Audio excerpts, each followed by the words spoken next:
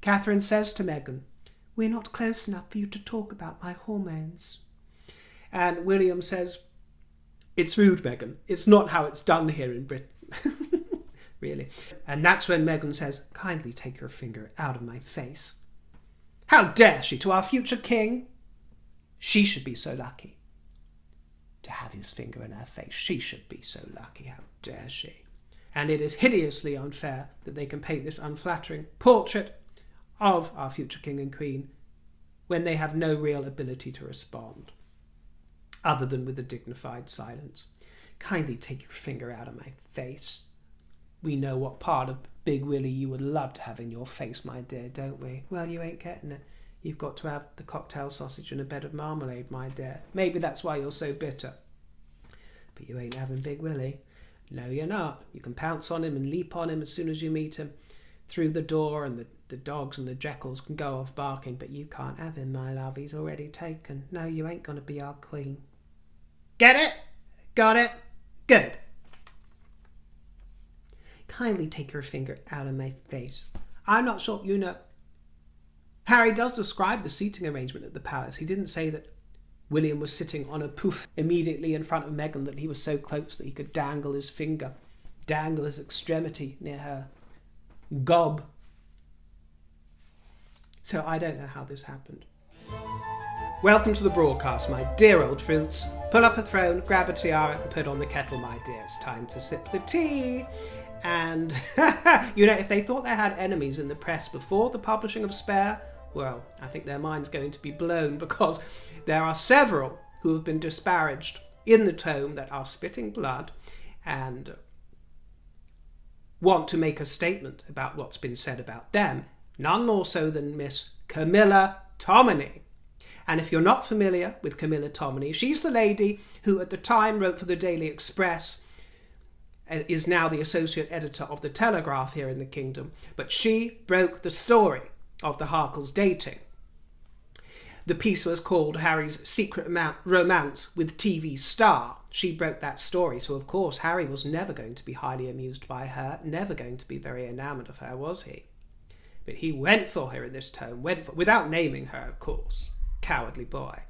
But he went for her in this tome, saying, "This particular royal correspondent has always made me ill. She had always got stuff wrong." Well, he fails to mention that she got the scoop right, didn't she? She got the scoop right when the whole world was clamouring for it. And she's always remained tight-lipped about her sources at the palace or wheresoever they came from. She's never revealed where she got that story. But she got the story. She was the one. So she was always going to feel the heat of Harry's wrath, wasn't she? Anyway, he's got to be in his bonnet about her. And she published another story in The Telegraph in 2018. And this was in regards to the bridesmaid dress saga. You know, the big drama involving the bridesmaid dress fitting in November 2018. And that item, that piece by Camilla Tominey about the bridesmaid fitting and all the gossip that she got there from her sources was kind of gossipy, but it wasn't disparaging, and in its way it was quite fair and quite even-handed. It was gossipy, but you know, it's a newspaper, there we go. And Harry wanted to know when this was published. Why hadn't the palace phoned this execrable woman and demanded a retraction? And, you know, in this piece in The Telegraph, Camilla had said, "The Telegraph has spoken to two separate sources who claim that Kate was left in tears following a bridesmaid's dress fitting. One insider said that Kate was quite emotional following Prince Louis's birth. And she also quoted a palace source saying that Meghan was a breath of fresh air. And one person was completely taken with her, and that was Prince Charles." So there was balance in that article. Now, the reason I'm bringing this to your attention specifically is because, in actual fact, as you see from those pieces, they weren't scathing about Meghan. They were just reporting some gossip, most of which was true. But that piece was then lifted by another tabloid, by The Sun, and it was rehashed under the title, "Meghan Made Kate Cry." So it wasn't Camilla's publication that put that headline out there. It was this other publication with another reporter who happens to be Jack Royston, who is now, as Camilla Tominey says in her piece in the Telegraph today, now he's a cheerleader for the Sussexes and they can't do much wrong. So isn't it odd that Harry doesn't put that in context and fails to mention it? No mention whatsoever. The original piece, written by Camilla Tominey, did not have such a lurid headline. It merely said, "Kate and Meghan, is the royal sisterhood really at breaking point?" asking a question. And in hindsight, and especially after reading Harry's own tome in his own words, yes, it was. Yes, it was. So this execrable woman that Harry mentions in the form of Camilla Tominey, she can't be the worst reporter out there, my dear, because she got the fact of your relationship correct, and this gossip about the royal sisterhood being at breaking point, well, it was, wasn't it? I mean, if that wasn't breaking point, what is? So that is just one example of the serious mischief-making that Harry gets up to in this tome, under the veil of J.R. Moore Ringer, of course, who is adept at wringing out the sympathy for Harry. You know, if you've read this tome, you will understand. If you can get into the mindset of the casual observer, one that might lean one way or the other, but is slightly on the fence, there is no doubt that Moore Ringer is expert at bringing you into Harry's logic, his twisted logic, and presenting us with a literal roadmap of Harry's own mind and the way that it seeks out the disparagement and seems to ignore all the good stuff and all the glowing positive praise that they garnered over their first few years. And speaking of glowing praise and positive stories, just for a few moments, and before I go on to read through my notes on Spare, I would like to, just for a few moments, take a look at what some of the royal family have been doing to remind us that there is dignity out there, my dear. And it was a tonic to see the smiles and hear the cheers as the Prince and Princess of Wales arrived at Royal Liverpool University Hospital for their first engagement since the memoir was published. They attended an event supporting their mental health charity, and Catherine was overheard making the wry quip that therapy isn't necessarily the most constructive step for everybody.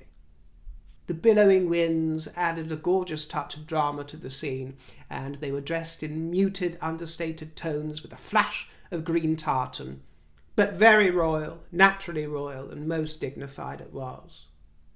And it was the return of King Cosy Socks. Ah, King Cosy Socks! How wonderful to see you, King Cosy Socks. Our long-suffering monarch took to Aberdeenshire as a Boyne and Mid-Deeside welcomed the king to their community shed. He was handsome and jovial in his hunting Stuart tartan kilt and joined a group using the workshop for wood and stone carving. The shed opened only last year, and it's the base for a number of local charities which help provide food, transport and local services, and he was immaculately turned out. He's the focus of the world's media, the monarchy is under great strain, and his second son is ripping apart the family in the most devious, mischievous way, and our king only acts with grace, loyalty and devotion to the nation. Isn't it a tonic? And isn't the silence royal? Isn't the silence golden? Do you see how that silence echoes the dignity of it? You know, Haribo has reduced, or tried to reduce and traduce the royal family to a slanging match in the style that you see on YouTube. You know, Tati versus James Charles, Jeffree Star versus Manny MUA. You know, really wants to bring out the receipts and the deleted tweets. It is so tawdry.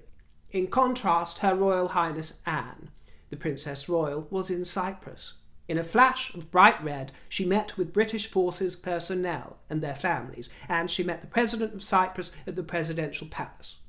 And those of you that read the tome will know that Harry disparages members of the royal family without naming them, but it could possibly involve Aunt Anne, because, as you know, she is famous for being very hardworking, attending a lot of engagements. She often tops the chart of number of royal engagements throughout the year, which is based on the court circular, which is released regularly. I think it's weekly, isn't it, by the palace? And he besmirches the royal circular because he says in his book that a lot of the royals that attend various engagements through the year write down any old thing that they've attended, even if they've just popped in for a few minutes and it wasn't a true, real engagement, just because they want to get the numbers out there, to get the public think that they're working hard on their behalf. Well, he says, he sort of compares it to all the years of military service he's done, putting his life on the line for the country, which I don't take away from him. And I thank anybody for their service, including Harry, who I believe worked very hard. And despite what many of you think, I've listened to former heads of the army, colonels, co-workers, colleagues, and many of them speak very highly of him. He's very highly praised and was very popular in many people's opinion. I don't care to hear if you've heard something different, because I've heard all the besmirchments of his time in Afghanistan as well. You don't need to tell me. But I have no problem believing or accepting that Harry has, in his own way, worked hard.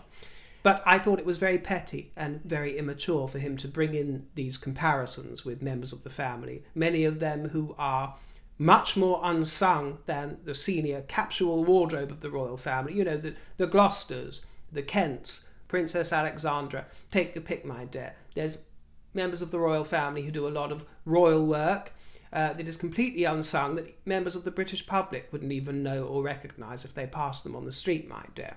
And, may I say, you don't hear much of them popping up and griping about their lot in life, do you?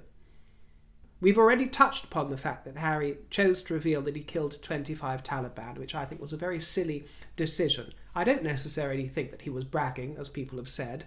I tend to believe him when he says that he's neither proud or ashamed of that number and that he just wanted to be candid. What I don't believe, and what I do think was absolutely vulgar in the extreme, was the fact that he tried to perform a sort of damage limitation exercise when he appeared on Stephen Colbert.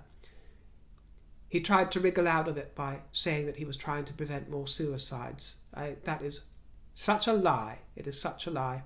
And he's been accused of a desperate attempt to excuse the Taliban kills revelation by exploiting veteran deaths. He told Colbert that his main aim was to give veterans the space to be honest and share experiences without shame. My whole goal and my attempt with sharing that detail is to reduce the number of suicides. Really? No, that is an out-and-out lie, and you could see the boy trying to wriggle out of the situation that he found himself in that interview. You could actually sense it. I have no doubt that he has done incredible things for veterans. He has a genuine passion for them, genuine understanding, genuine relationships with many veterans, and he's done so much to be proud of in that capacity. It really is a real, authentic passion, and he's changed a lot of lives. People adore him that are involved with the Invictus Games. But don't pee on my leg and tell me it's raining, Haribo. You might like peeing on your own when you're in boats out in the ocean and you get stage fright and can't pee off the side of the boat, as he reveals in the tome. He got stage fright and he peed all over himself. Pee on your own leg, my love. But mine is not a lamppost, so go and cock your leg somewhere else, my dear. My darling boy. You know, my whole goal, my attempt was to reduce the number of suicides. What sophistry, what nonsense on stilts. And he had the gall to blame the media again for taking his comment out of context. The most dangerous lie they have told. No, you included the most dangerous paragraph you could in that tome. It makes me fearful for you, Harry, for you. Not for me, it doesn't affect me. Although international security might suffer because of it. It's you, your family, your little ones, that you claim to want to protect so vehemently. Then it really didn't cross your mind that going to the trouble of releasing that number might put them in harm's way? Because you, better than anybody, and as you're always telling us, know how the media work, know how they might spin things, know how they might print it out of context, or just print your own words. There is no excuse. If you've read this tome, you'll know that Harry throws a lot of muck and shade Camilla's way. Shady, shady, shady. And at one point he tells us that Camilla suggested that Harry take on the role of Governor-General to Bermuda. Great suggestion. And some have pointed out that actually there isn't a role of Governor-General, there's only a role of Governor of Bermuda. I can't pretend I knew that, my dear, but come on, fact checkers. You should know this. And Harry sort of suggests that he wasn't impressed with this suggestion from Camilla.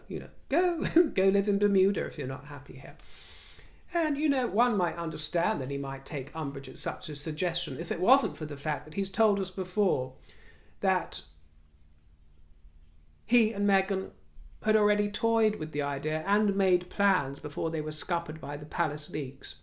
So he says, toyed with the idea of moving to New Zealand, South Africa, and was it Canada at various points, various Commonwealth nations. He had already toyed with that idea. So Camilla was only preempting his own idea. What have you got against Bermuda? And this was interesting too, when it came to the choice of the wedding venue, because Harry tries to act so humble, but he suggested to William that he had a chat with William, you see, about the venue, and he suggested to William that they get married at Westminster Abbey. And I found that strange because throughout the beginning of the tome, if you've read it, you'll know that he keeps remarking upon the gloomy atmosphere at Westminster Abbey, how understandably it holds sad memories, bad memories. He said it's a crypt, it's a tomb full of dead bodies of the long gone, the famous, the infamous names of history. But he doesn't sound keen on it. But for some reason, he suggests that very famous, very large venue for the wedding. And anyway, William poo-poos this idea. And from memory, I think that he advised against it simply because he and Catherine got married there. I can't quite remember. I think that was the reason he gave. And then Harry goes on to suggest St. Paul's Cathedral. But William says, no, that's too grand, and also it's where Mummy and Pa were married. You'll all remember that cathedral from that wedding when Diana married Charles. So then William has the genius suggestion of the chapel at Tetbury. Have you heard of it? No, I hadn't heard much about it either, my dear, but it's the chapel near Highgrove. And Harry wasn't very impressed with this. And William said, isn't that what you wanted? A small, quiet wedding? And yes, William had a great point. It was a great suggestion. It is appropriate. Why kick up such a fuss, Harry, if you already had your marriage in the garden anyway, with the Archbishop of Canterbury, your secret wedding? We understand that they were so gracious that they knew they had to put on a spectacle for the world. Well, actually, my dear, the ball was in your court and you are just the spare, so you don't have to indulge your adoring crowds and the adoring British public. And Harry does refer to the secret service in the garden, the real marriage with the Archbishop of Canterbury. He says it was unofficial, non-binding, except in our souls. It's called a rehearsal, darling boy. Oh, darling boy. It's called a rehearsal, you nincompoop. I mean, seriously. That's why they went through the vows, my dear. Yes, that's all it was. This soul-binding ceremony. It was their practice run. And this has been confirmed by Lambeth Palace. Now, we spoke about the whole idea of hugging, whether it's acquaintances or strangers yesterday, the differences between the American culture and the British culture. And I said, in my experience, there's not much difference. Some people like to hug, some don't. I am a hugger. I was raised in a family that hug every generation, from the ancient to the newborn. I mean, we don't go about clinging to each other the entire time, but we're very free and easy with hugs. So I'm free and easy with hugs, but I don't impose myself upon people. I mean, the circles I move in are quite kissy-kissy, lovey-dovey, and not just in highfalutin circles, not just in theatrical circles or bohemian circles, also in quite formal workplaces that I've been privy to and that I've worked in, quite formal, quite corporate workplaces. There's been a lot of hugging going on when you get to know your colleagues.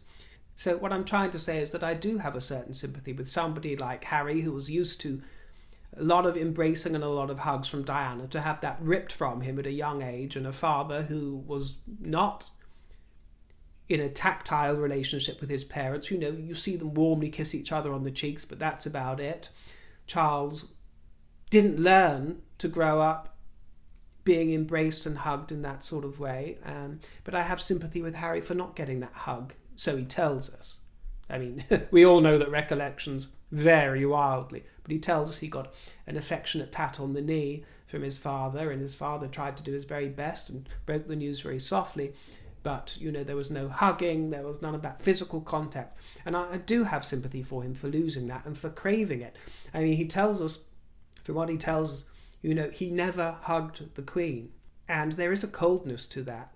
And a sort of, I find it rather unnatural, I'll be honest with you. I mean, I can't imagine having a granny that isn't available for hugs. I mean, that's what grannies are for.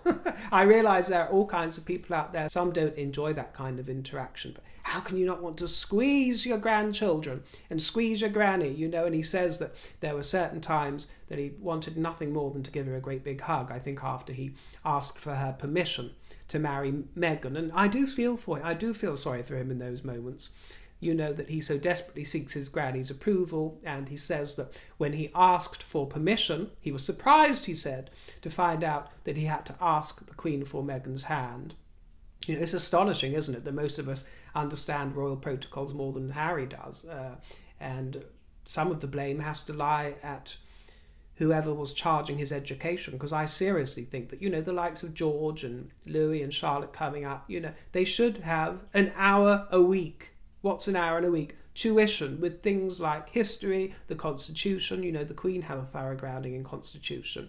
Harry tells us that he didn't even realise that there was a difference between the Queen Mother's crown, which he'd seen in parades and funerals, and the St Edward's crown, which is used at the coronation. He didn't even realise the difference between the two of them. This is really quite simple stuff. So I do find that a bit of a cause for concern.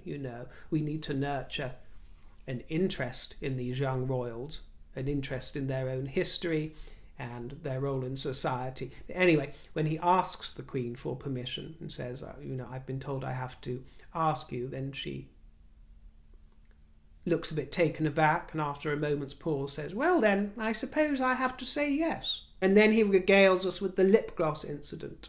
Glossgate. Meghan asked to borrow Kate's lip gloss when they were out and about at some parade or this, that and the seventh. And Harry says it's an American thing. Apparently it's an American thing to ask for lip gloss from a friend. What? Who told you this, Harry? I mean, it goes on anywhere, in any country.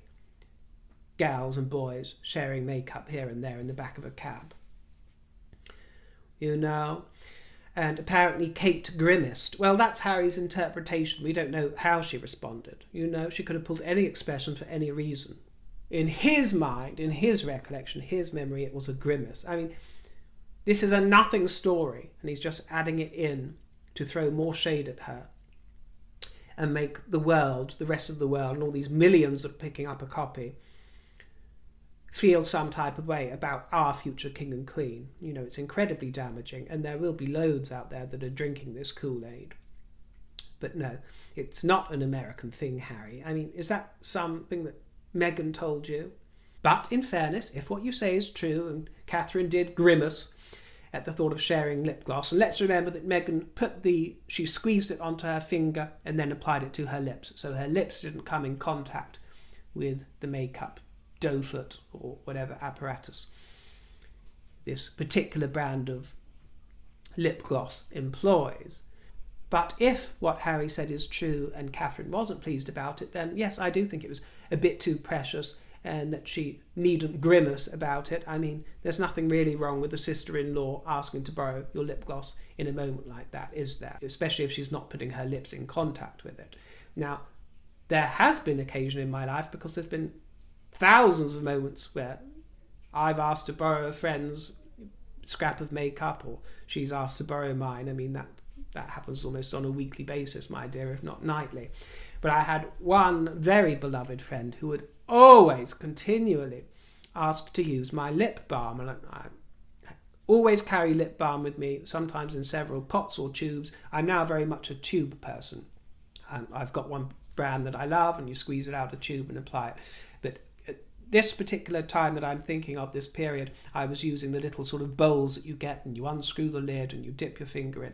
It's not really that hygienic, but they're quite ubiquitous, and it was a really good brand. So I had this friend that would continually, every time we met up, several times, dip her finger into it and use it. And I started grimacing. I started grimacing every time she asked. Because I love the gal to bits. We've kissed a million times, including some smackers on the lips, so I'm not OCD about hygiene in that way, my dear. A friend is a friend. But when it comes to these little pots of lip balm, and this particular friend, I've got to say, does suffer with cold sores here and there, and it's not that they come up very often, but every few months there might be an eruption around the lip area. And I've never suffered from that. I've never been privy to that, and I didn't want to sort of catch on to that kind of thing, because apparently it can be catching. But also, this is people's fingers. I know where my fingers have been, and I wash my hands several times throughout the day. I don't know where anybody else's finger is. I don't want it pushed into my lip balm pot. No matter who they are, even if I love them to bits.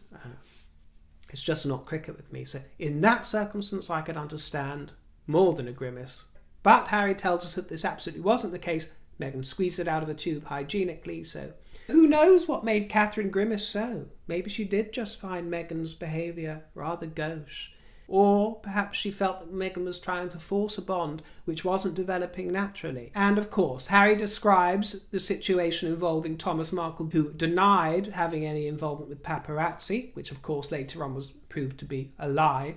But during this telephone conversation, where Mr. Markle denied all these goings-on originally, Meghan whispered to Harry, I believe him. She believed her father. But then, as he continued to be quizzed and seemed to act a little bit strangely, say things that she mentioned on the Netflix documentary, she turned to Harry afterwards and said, he's lying. And it turns out he was lying. And I believe most of what they say, if not everything, with regards to that episode. I sympathise with them. And Harry goes on to describe several incidents that paint Kate in a very cold light. I mean, there's no getting away from it if you were to believe Harry's version of events, and Kate, or Catherine, does come across as frosty, unnecessarily precious and grand. And maybe she is. Maybe she is. How fabulous. But we only have his word to go on. There's the baby brain incident, isn't there? Which descended into conflict as Meghan told Catherine that she must have baby brain because of her hormones. Now, I've got to say, in 2022, I don't think there's anything wrong with saying something to your sister-in-law, whether you're that close with them or not. Just kind of saying in passing, oh, baby brain. I don't think that crosses some sort of line, even if she is the future queen. And I think it would be extraordinarily precious of someone to say, you hurt my feelings, as they say Catherine did. But we don't know the context of this. We only know the picture they're painting. And I would be intrigued to know what actually happened, what actually prompted Catherine to say this, and the style in which Meghan delivered that line. Because we've all heard from former employees that she can be rather confusing, and that one minute she's baking you a cake, bringing in cookies and ice cream, and the next minute she's blanking you. This is what somebody said in one of the reports that I read, or appears to be blanking you. We don't know what's going on in the gal's mind, and maybe some of these disparagements are unfair and unfounded, but she can come across to certain people a certain way, including boisterous, including overfamiliar. So we can only play devil's advocate, can't we, there? But what I will say is that it reminded me of the Archetypes podcast where she spoke to her bestie, Serena Williams. Do you remember, who was pregnant with her daughter Olympia at the time, and she had asked for a CT scan in hospital but was told, I think all this medicine is making you talk crazy. Do you remember? Serena took offence because one of the nurses or medical staff told her, all this medicine is making you talk crazy. And Meghan went on to say, she told her listeners in this podcast, society is too quick to gaslight women, dubbing them emotional, crazy, or hysterical. I haven't seen anyone else bringing that up in the press in response to this, but I remembered it. Yes, that's what she said. So I don't think that there's personally anything wrong in asking somebody that you just saying in passing, oh, baby brain, you forgot, if it was done in a kind context and with no bad intention. But judging by Meghan's own criteria, you have to be very wary about what you say to other women about their hormones, being too quick to be part of a society that gaslights women. dubbing them emotional, crazy or hysterical. Take your own medicine, my dear. Harry recounts another uncomfortable story of awkward tea time at Kensington Palace. It sounds like a right laugh, doesn't it? I've got to say, they do come over as rather wet blankets, don't they, William and Catherine? From what they say, they didn't invite them over much, didn't want to hang out with them. Maybe they had their reasons for that. But makes them sound very unwelcoming and not very brotherly. But there was another tea at the palace, and Harry says that William was very upset because Harry and Meghan didn't bring them Easter gifts, as Pa always did, apparently. Upset? But what was the context? I fancy that William probably said in jest, no Easter eggs? Where's my Easter egg? Pa always brings us Easter eggs. Where's mine? I can imagine that. Something along those lines, a bit of jest between brothers. And apparently they end up apologising to William and Catherine. I can't imagine him seriously saying, why haven't you brought Easter eggs? Pa always does. It's a disgrace. I'm the future king. This is the terror of this tome. It actually puts me in mind of The Crown, because it takes information and broadcasts it to the masses as if it's fact, when it's been heightened. Every dramatic element of it has been heightened, just as we've seen with the recounting of Gangan's death, when Harry is informed with that information. And J.R. Mooringer heightens all the drama of this scene. We're told that he's at Eton, and the weather is described to us in minute detail and everything. We find out that none of that was true, and that he was on the ski slopes. Joe Public, reading this tome and wanting to enjoy the adventure of it, may not realise that what's being described here in all its drama and hysteria and family feuding, most of these trifling matters were probably very mundane moments with not much drama in them, and they've been translated and relayed, as any book would be, as is used in the work of fiction. And I'm very curious to perhaps read The Art of Memoir, which is a tome that has been referred to by Harry via J.R. Mooringer. It was obviously a big influence on them, but they're taking real life mundane moments and twisting them and reformulating them in order for them to be gripping fiction that forces one to take a side. Do you see how absolutely dangerous this is? Because it's playing with people's real lives. I've got the feeling through some of your comments that you find it disturbing that Harry uses Diana's hair, a lock of hair that was taken by one of her sisters when she died, that he uses it as a kind of totem, if you like, and keeps it by his bedside, and it was placed next to the Meghan's pregnancy tests and all this kind of thing. Well, I've got to tell you, I disagree with that.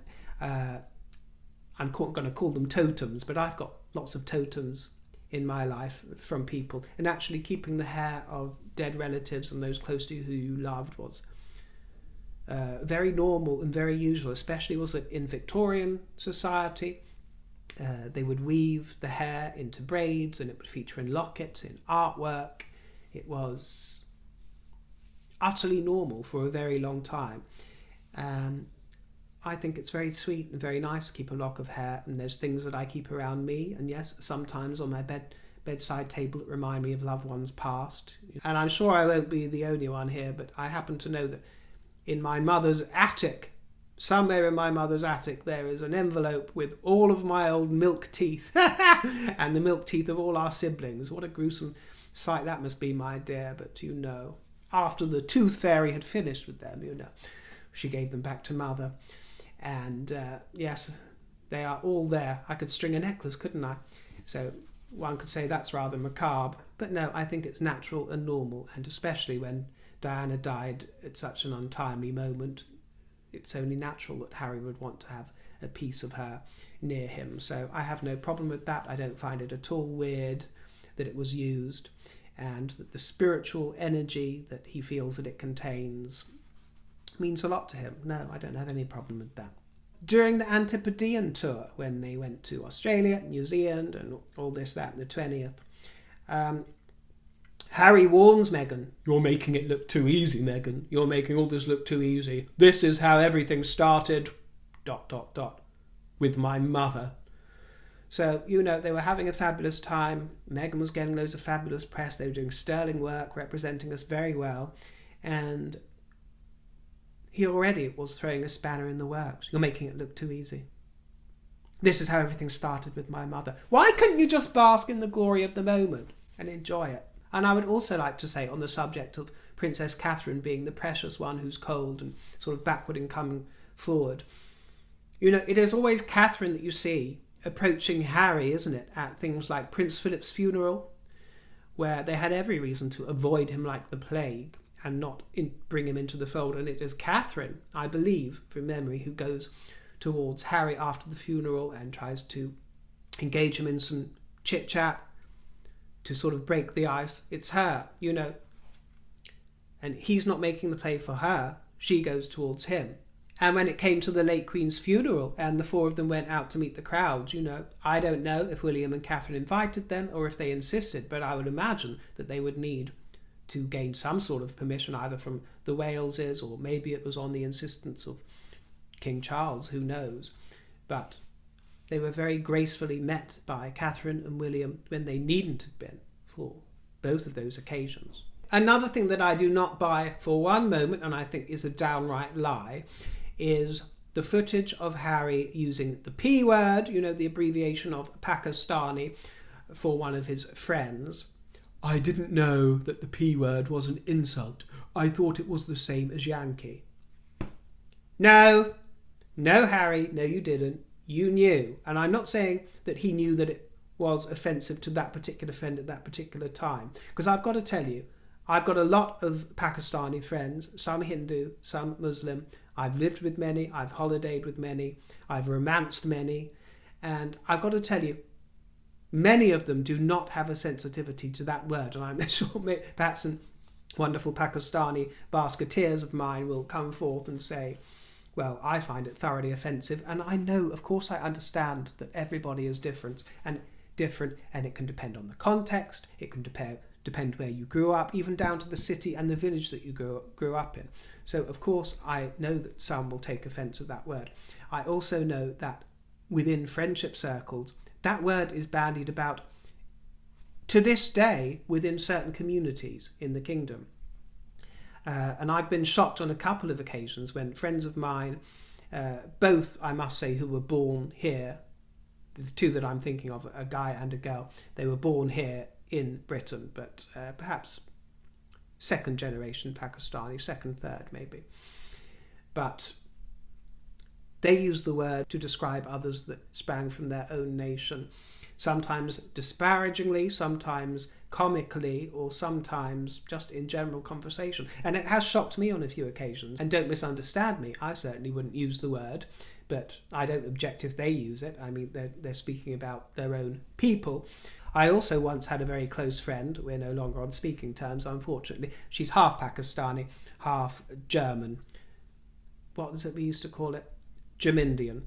She's Jamindian, but I mean, she would probably clout you around the face if you used that word in front of her, so I understand people have different sensitivities. What I'm trying to say, my dear, is that when it comes to banter, especially in the army, and especially before the army became incredibly woke, a lot of banter was completely, there was nothing off limits, is what I'm trying to say. And so I can understand how that word might have been bandied around, but when I saw the footage of Harry using it, I did get the feeling that he was trying to be mischievous, and that he was trying to be shocking and trying to be a little bit outrageous. And I have absolutely no doubt at all that he knew it was a slur. I mean, just by the sound of that word, it's not a pleasant sort of word, and it's not as humorous as a word and acceptable as Yankee. And, let's not forget, yes, he says, I had grown isolated from the real world and wrapped in privilege, and I believed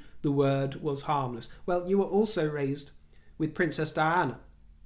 And not that I think Charles would use that word for one moment. Prince Philip, yes, possibly at certain moments. Yes, I do. There was Princess Diana, and I don't believe that for one moment she would have either used that word. And I also think that she would have absolutely trained and told you by the age of 11 what was acceptable and what wasn't.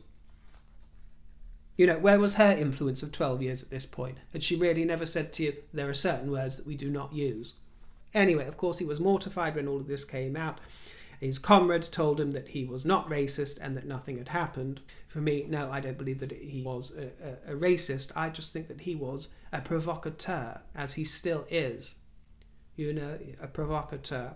And on the subject of Meghan's pregnancies and births, he gives us a very detailed account of Archie's birth, the epidural, the cord that got tangled at a moment, the visit to Portland Hospital, and if you are new to this channel, you may not know that I deal in real life here, not fantasy. So I have no doubt that she carried both of her children and gave birth to them, as I've always said.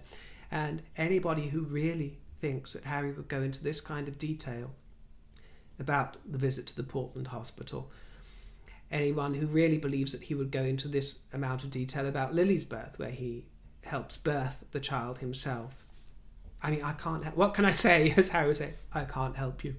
I can't help you. But it is astonishing, the madness of crowds. It is, and I know, even just mentioning this, that I'm going to get some cranky mothers telling me, I have given birth to 8 children and you cannot bend in your heels. We've all seen the moon bump falling out onto the road. Okay, my dear. I can't help you. I can't help you. But you've been led up the garden path. You've either been lied to, or the people that have told you this have been lied to. And you may trust your own judgment, but I am quite sure that among a million other reasons, the Portland Hospital wouldn't be backwards in coming forwards to reject any of these claims about their visit there. And moreover, when Harold and Rachel are fighting desperately, there are tough lawsuit proceedings going on at the moment, and to think that the Daily Mail, their arch nemesis, wouldn't even begin to cover this topic, wouldn't have investigated it, along with all the other tabloids in the world's media, along with Tom Bauer, who never gave a whiff of mention to any of these surrogacy rumours, gave no credence, made no mention. You know, it is for a reason, my dear, that the world's media haven't uncovered all of these weird, fantastical rumours, and they are the kind of stories that make me have some sympathy for the Harkles' plight. They really do. This nonsense on stilts. As if...